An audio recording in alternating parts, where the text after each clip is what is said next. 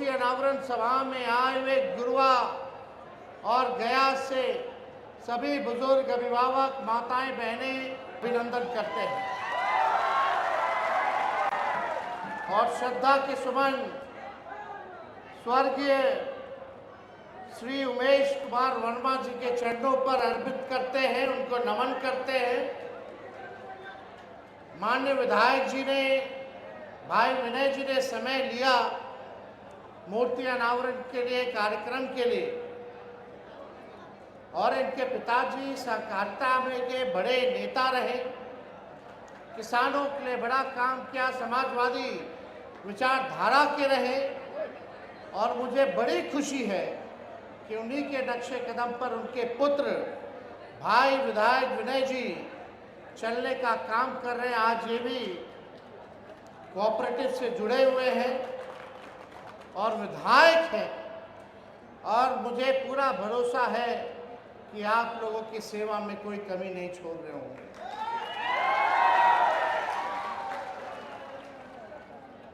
आने में देरी होगी, इसलिए हम आप सब लोगों से हाथ जोड़ करके माफ़ी चाहेंगे। आप सब लोग जान रहे हैं कि देश की रक्षा के लिए जो जवान शहादत, जो शहीद हुए, बहुत अत्यंत पिछड़े परिवार के थे, गरीब परिवार के थे, इकलौता परिवार में जिम्मेवारी उन्हीं के कंधे पे था, जिससे घर चल रहा था। उनके घर में शौचालय भी नहीं, 2 कमरा भी नहीं है।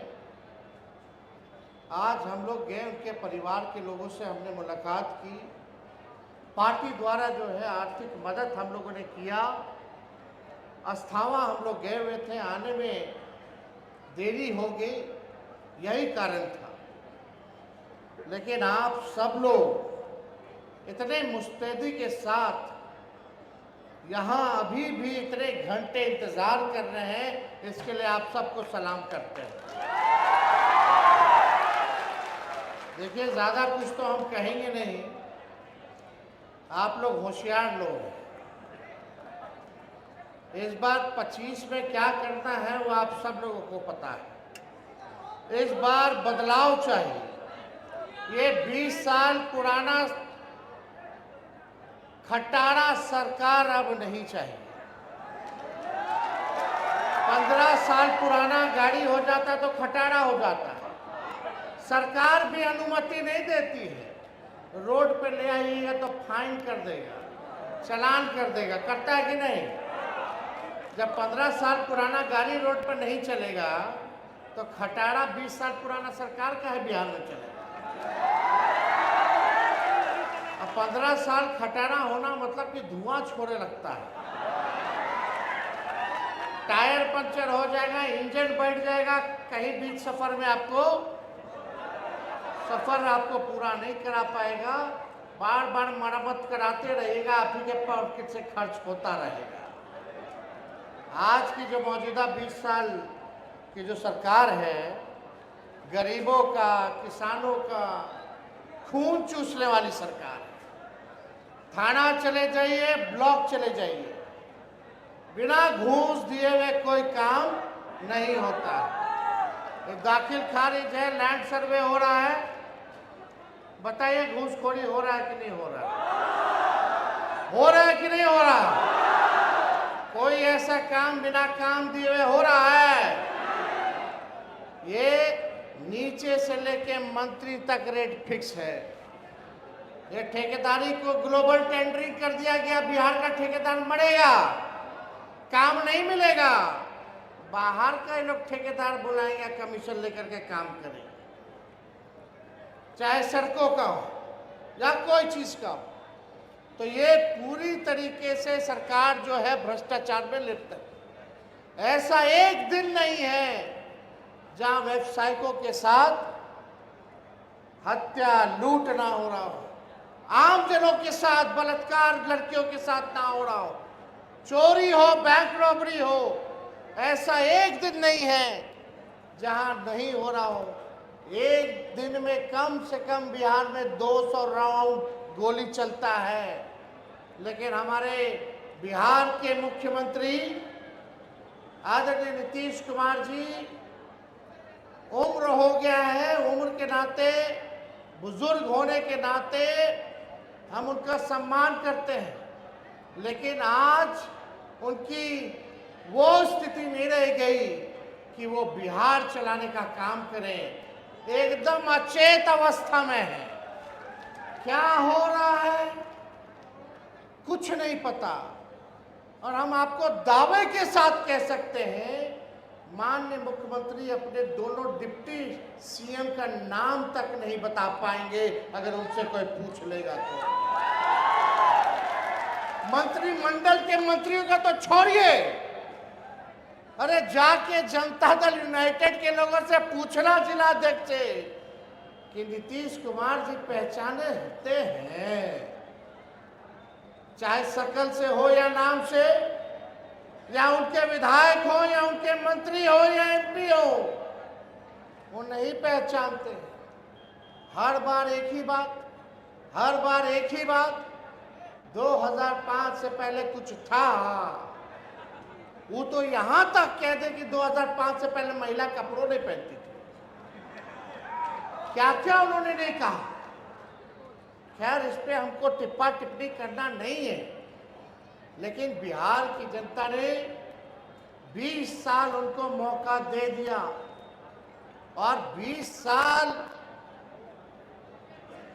राज करने के बाद भी अगर नीति आयोग का रिपोर्ट अगर आप लोग देखेंगे तो बिहार सबसे गरीब राज्य है इस देश का।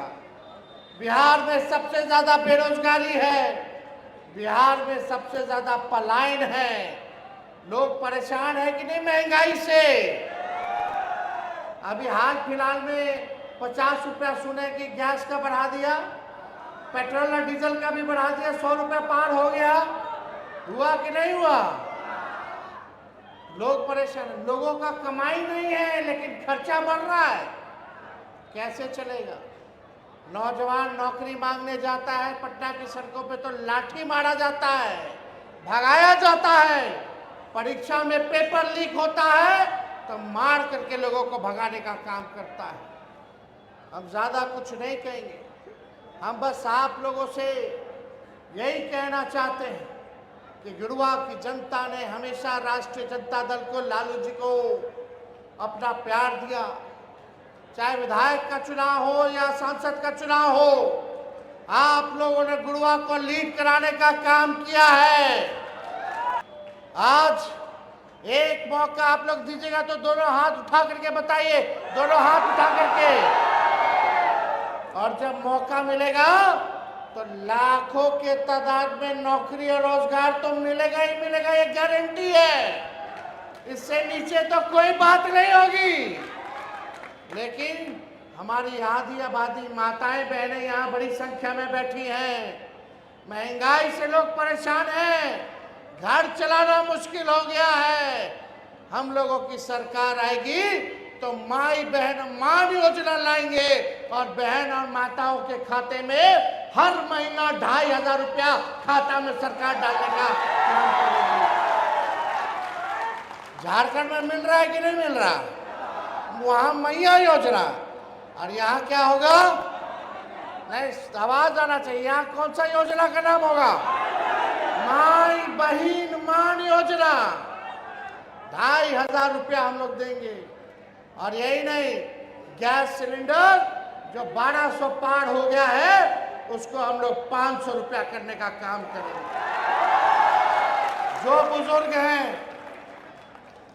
वृद्धा लोग हैं, विधवा हैं, जो विकलांग है, दिव्यांग है, उनको मात्र 400 रुपया पेंशन मिलता है। वो भी समय पे नहीं मिलता है। 400 से काम नहीं चलने वाला। जब आपकी सरकार बनेगी तो 400 से 1500 रुपया हम लोग करने का काम करेंगे।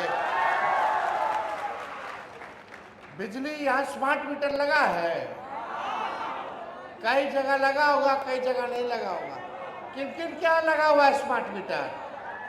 लोग परेशान हैं, बिजली का बिल से लोग परेशान है कि नहीं है?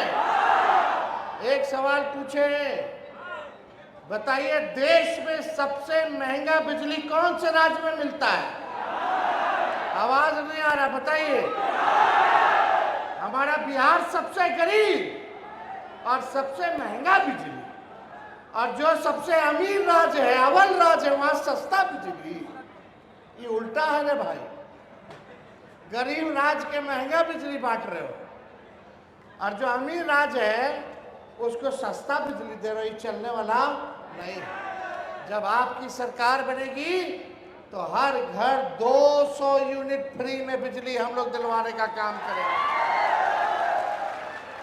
युवा आयोग का गठन किया जाएगा। कितने हमारे नौजवान बेरोजगार हैं, जरा हाथ उठाना। कितना तादाद है बेरोजगारी का? पढ़ लिख करके, डिग्री लेकर के भी नौकरी नहीं है। आप लोग फॉर्म भरते होंगे बहाली के लिए, एप्लीकेशन। फॉर्म का दाम कितना है रे भाई? 1500। ये लोग बढ़ा दिया। आपका भाई जब सत्ता में आएगा तो फॉर्म फीस माफ हो जाएगा। फॉर्म का पैसा नहीं देना होगा। और परीक्षा केंद्र जाइएगा, घर से परीक्षा केंद्र, और परीक्षा केंद्र से घर आइएगा तो जो भाड़ा लगता है वो भी सरकार देने का काम करेगी आपको। एक भाड़ा।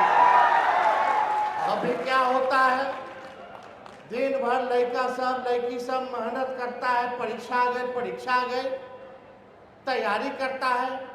परीक्षा सेंटर पहुंचते पहुंचते पता चला कि रे भैया ले लोटा, ये तो पेपर लीक हो गया। आने जाने का खर्चा भी बढ़वा, खाना पीना, तैयारी का सब कुछ। तो तेजस्वी की गारंटी रहेगी कि कोई पेपर लीक नहीं होगा, और किराया का भाड़ा आना जाना आप लोगों को सरकार देने का काम करेगी, और समय पे परीक्षा जो है वो कराने का काम करेगी। और लगातार ठेलम ठेल बहाली निकालेंगे हम लोग। हर सेक्टर में बहाली निकाला जाएगा। बिहार को जरूरत है, हमारी सरकार में होगी पढ़ाई, दवाई, कमाई, सिंचाई, सुनवाई कार्रवाई वाली सरकार होगी। अभी किसी पे कार्रवाई नहीं होता है किसी पे कार्रवाई? आम जनता की सुनवाई होती है? ये गरीबे लोग के लाठी मारेगा, और अपराधी लोग को जो है ये लोग बढ़ावा देने का काम करता है, संरक्षण देने का काम करता है। आज हम लोग बिहार पूरा घूम रहे थे तेजस्वी, कहीं हत्या होगा, कहीं बलात्कार हो गया, जाके पूछते हैं गिरफ्तारी हुआ जी? गिरफ्तारी हुआ? बोलता ना गिरफ्तारी नहीं हुआ, उल्टा हम लोग आंदोलन कर रहे थे कि FIR ले ली तो उल्टे केस कर दिया। यही धंधा चल रहा है कि नहीं चल रहा है? तो आप देखिए कहीं सुनवाई या कार्रवाई नहीं है, गरीब की सरकार नहीं। तो ज़्यादा समय हम नहीं लेंगे, फिर आपके बीच हम आएंगे, गुरुआ आएंगे। आप लोग चिंता मत कीजिए, इस बार बस एक काम कीजिए कि लोगों को जोड़िए, सब समाज, हर वर्ग, हर जाति के लोगों से संबंध अच्छा बनाइए। मिलजुल करके आप लोग चलने का काम कीजिएगा कि नहीं कीजिएगा? एक रहना है ना, एक एकदम मजबूती के साथ आप लोग साथ रहिए। और इन्हीं चंद शब्दों के साथ अंतिम में फिर हम श्रद्धा के सुमन स्वर्गीय उमेश कुमार वर्मा जी के चरणों पर अर्पित करते हुए आप सबको दिल से धन्यवाद करते हुए अपने बात को विराम देते हैं। जय हिंद, जय बिहार।